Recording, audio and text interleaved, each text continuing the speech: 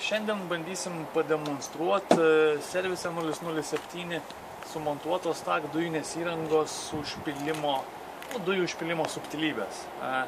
Kiekvienam klientui, kuris pas mus montuojasi dujinę įrangą, dažniausiai duodame tokį maišelį su sąlyga žinoma, kad dujų pildymas yra daromas po benzino dangteliu, po benzino užpylimo dangteliu. Tokiame maišelėje gražiame randasi pildymo perėjimas. Ta perėjimą visiems klientams duodam be jokio papildomo mokesčio, jisai priklauso į dujų įrangos montavimo kainą. Pabandysiu parodyti, kaip tas užpylimas vyksta ir ką reikėtų su juo daryti. Būna tokių klientų ir tokių žmonių, kurie tarsi to prisibijo, lyg tai ir nepatogu, bet pabandysiu parodyti, kaip iš tikrųjų viskas yra paprasta. Taigi atsidarom benzino dangtelį ir matome pildymo perėjimą.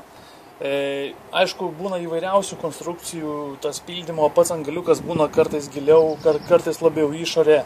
Čia priklauso nuo automobilio, nuo konstrukcijos ir kitų dalykų, bet nepaisant to, pats naudojimas to perėjimo yra visiškai vienodas.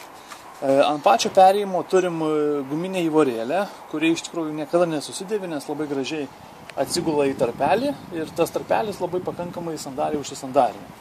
Tai vienintelis dalykas, ką reikia padaryti pilant dujas, stovint, nieko nereikia gramdyti, tai reikia paimti jį ir įsisukti. Taip įsisukam, užsipilam dujų, tą pabaigę daryti, pildymo perėjimą nusisukam ir įsidedam vėl dėkliuką,